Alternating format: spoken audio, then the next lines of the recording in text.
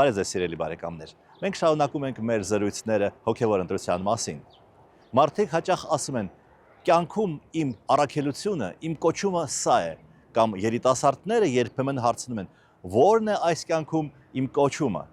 Դա իհարկե բարդ հարց է, եւ եթե նույնիսկ մարդը կողմնորոշվել է այս հարցում, կյանքի ընթացքում դա կարող է փոխվել։ Իսկ արդյոք գոյություն ունի դրանից բարձր, դրանից դուրս ինչ-որ կոչում։ Ինչ է դրա մասին ասում Սուրբ Գիրքը։ 16-17-րդ դարի սահմանագծին Իտալիայում, հիմնականում Հռոմում, ապրում էր մի նշանավոր նկարիչ՝ Միքելանջելո Մերիզի դա Կարավաջոն։ Մեծ արվեստագետ լինելով հանդերձ, նա մյուս կողմից ուներ բավականին անկայուն եւ արկածախնդիր բնավորություն եւ այդ պատճառով մի քանի անգամ հայտնվել էր բանտում։ Մի խոսքով բազմաթիվ մեղքեր էր գործել։ Մեր պատմության համար դա կարևոր է, որովհետեւ այդ նկարչին հուզում էր Աստծո կողմից շնորհված լինելու, կոչված լինելու, դարձի գալու թեման։ Կարավաջոն բազմաթիվ հանճարեղ նկարներ ունի աստվածաշնչյան թեմաներով, բայց կոչման, առաքելության, միսիայի մասին խոսելով ուզում եմ առանձնացնել երեքը։ Առաջինի վերնագիրն է Մատթեոս առաքյալի կոչումը։ Գործողությունը տեղի է ունենում կարծես թե Պանդոկում կամ Խաղատանը։ Մինչդեռ Ավետարանում ասված է, որ Հիսուս մտավ Մաքսատուն, այսինքն պետական հիմնարկ։ Կարավաջոն աստվածաշնչյան սյուժեից մի փոքր շեղվում է, բայց դա անում է միտումնավոր։ Նկարիչն ուզում է ցույց տալ, որ այն վայրը, որտեղ տեղի ունեցավ Հիսուսի եւ Մատթեոսի հանդիպումը, մեղքի բուն էր։ Մաքսավորները, որոնք մարդկանցից փող էին հավաքում, այն էլ մետրոպոլիայի համար, զավթիչների, այսինքն հռոմեական կայսրության համար, ընկալվում էին որպես մեղավորներ, համարյա մարմնավաճառներին հավասար։ Մաքսատունն այդպիսով ըստ Կարավաջոյի մեղքի, հանցանքի, եթե ուզում եք, կրիմինալի վայր էր։ Եվ ահա այդ խավար տեղն է մտնում Հիսուս եւ իր ցուցամատն է ուղղում Ղևի անունով մի մաքսավորի ուղղությամբ, այսինքն ապագա Մատթեոս առաքյալի ուղղությամբ եւ ընդամենն ասում է. «Իմ հետևից արի»։ Մատթեոսի առաջին ռեակցիան զարմանքն է։ Ես կարծես թե ուզում է ճշտել, արդյոք Հիսուս հենց իրեն նկատի ունի։ Բայց հետո ամեն ինչ թողնում է եւ առանց ավելորդ քննարկումների գնում է Հիսուսի հետևից։ Ինչու է Հիսուս ընտրում հենց Մատթեոսին, մարդու, որը նստած փող էր հաշվում։ Հենց դրա համար մաքսավորը առաքյալ լինելու հավանաբար ամենաանհարմար թեկնածուն էր։ Բայց Հիսուսի տրամաբանությունը հետևյալն է. առողջներին բժիշկ պետք չի, այլ հիվանդներին, ասում է նա եւ հետո ավելացնում. ես արդարներին կոչելու համար չեմ եկել, այլ մեղավորներին։ Կարելի է կարծում եմ վստահաբար ասել, որ ավետարանի հիմնական իմաստը հենց դա է. մարդու ներքին վերափոխումը, դարձը, հունարեն մետանոյան։ Եվ որքան տարբեր է դա լինում տարբեր մարդկանց մոտ, դրա մասին պատմում է հենց Սուրբ Գիրքը։ Պետրոս առաքյալի դեպքում դա տեղի է ունենում աստիճանաբար։ Սիմոնը, որը Պետրոս էր կոչվում, եւ նրա եղբայրը Անդրեասը արդեն ծանոթ էին Հիսուսի հետ։ Նրանք նույն տարածքից էին, Գալիլեայից, եւ այդ մարդիկ զբաղվում էին ձկնորսությամբ։ Հիսուս կոչում է նրանց դառնալ առաքյալ,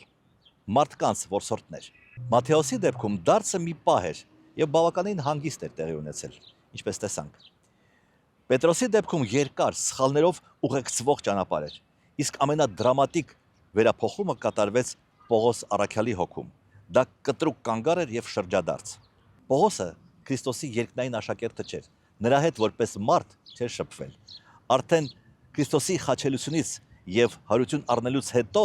տեղի ունեցավ նրանց յուրահատուկ հոգևոր հանդիպումը։ Եվ այդ թեմայով Կարավաջոն նույնպես նկար ունի, որը կոչվում է Սավուղի դարձը դեպի Քրիստոս։ Այդ պատմությունը մենք կարդում ենք Գործք առաքելոց գրքում։ Սավուղը, ապագա Պողոս առաքյալը, որը քրիստոնեության մոլի հակառակորդ էր եւ հետապնդողը, ուղևորվում է դեպի Դամասկոս, դարձյալ իր սև գործը շարունակելու համար։ Ի տարբերություն Մատթեոսի, նա, ինչպես ասացի, մարմնավոր Քրիստոսին չի տեսնում։ Նրա վրա իջնում է Աստծո ուժեղ լույսը, որը սկզբից կուրացնում է նրան, իսկ այնուհետև նրա աչքերը բացվում են եւ այդ շոկից հետո նա այլ մարդ է դառնում։ Դառնում է կոչված, առաքյալ։ այս կտավում գետնին հայտնված դերևս երիտասարդ մոտ 30 տարեկան մարդը սավուղը խոցված է Աստծո լույսով։ Ծառան եւ ձին, որը զբաղեցնում է կտավում կենտրոնական տեղը, մարմնավորում են այս անցավոր աշխարհը, իսկ սավուղը վերափոխվող դարձի եկող մարդուն։ Այդ դրվագի մասին կորտնացիներին ուղված իր նամակում Պողոսը հետագայում գրում է. ի վերջո բոլորից հետո, այսինքն Քրիստոսի խաչվելուց եւ հարություն առնելուց հետո նա երևաց ինձ որպես վիժվածքի։ Պողոսն այստեղ իրեն բնութագրում է որպես վիժվածք։ Հունարեն էկտրոմա, նկատի ունենալով բնականաբար իր նախորդ գործունեությունը։ Այդպիսով Մատթեոսին եւ Պողոսին կոչելու դարձի պահի մասին Կարավաջոն ունի նկարներ։ Իսկ Պետրոսի դարձի պահը, երբ Տերը նրան եւ եղբորը ասում է ձեզ մարդկանց ворցորդներ եմ դարձնելու։ Այդ պահը նկարիչը չի պատկերել, բայց Պետրոսի թեման կա նրա ստեղծագործության մեջ։ Կարավաջոն անդրադարձել է Պետրոսի կյանքի երկու կարևորագույն դրվագների՝ ուրացմանը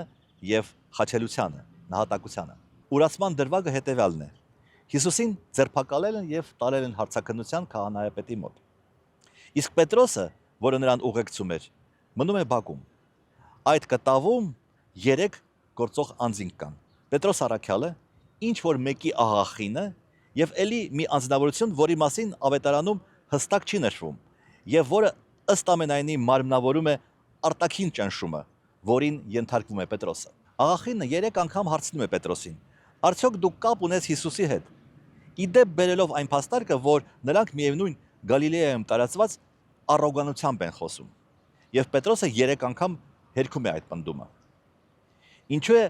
աղախինը հայտնվել Կարավաջոյի կտավի կենտրոնում։ Դա էլ կարծում եմ խորքային իմաստ ունի։ Պետրոսը դատարանի առաջ չի կանգնել, բայց նա ընկրկում է հասարակական կարծիքի ճնշման առաջ։ Աղախինը իրենից որևէ ուժ, որևէ պաշտոնական իշխանություն, ի վերջո որևէ վտանգ ինքնին չի ներկայացնում։ Բայց մարդկանց թուլությունը, նրանց վախը, ուրացումը, որպես կանոն արտահայտում է ոչ թե էքստրեմալ վիճակներում, այլ սովորական կյանքում։ Ինչպես որ մենք փորձում ենք հարմարվել քաղաքական ճառեր արտասանող տաքսու վարորդի տեսակետներին, այդ աղախինը համարեք տաքսու վարորդ էր։ Ինչու է ուրացման թեման կարևոր մեզ համար։ Մարդը, տվյալ դեպքում Պետրոսը, կոչված է, նա արդեն իսկ իր առաքելության, իր միսիայի մեջ է, բայց դա նրան չի ապահովագրում ընկնելուց։ Եվ այդ առումով մետանոյան դարձը շարունակվում է, դա մեկ անգամյա գործողություն չի։ Պետրոսը կոչված է,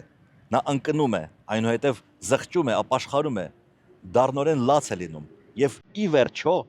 խաչ է բարձրանում իր տիրոջ նման։ Եթե մեզանից որևէ մեկը ասում է, ես երբեք չեմ ընկել, նկատի ունեմ բարոյական անկում, ապա մենք վստահաբար կարող ենք ասել, որ այդ մարդը երեսպաշտ է եւ խաբեբա։ Խնդիրն այն չէ, որ մենք երբեք չընկնենք։ Խնդիրն այն է, որ կարողանանք վեր կենալ, բարձրանալ։ Իսկ դրա համար մենք պետք է ընտրենք կոչված լինելը։ Ընտրությունը մեր